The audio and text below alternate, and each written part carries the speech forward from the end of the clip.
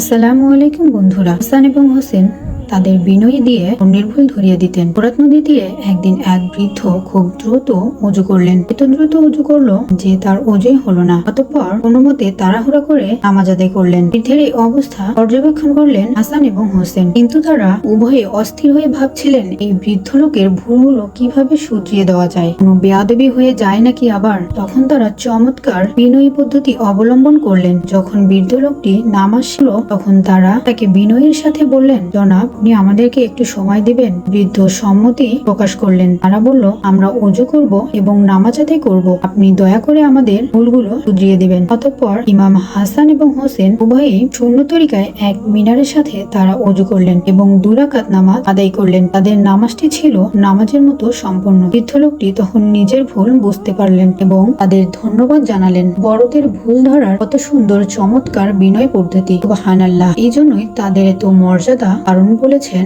আল্লাহ তাআলা খুশির জন্য যে বিনয়ী হয়, আল্লাহ তাআলা তার মর্যাদা বৃদ্ধি করে দেন। আমিন।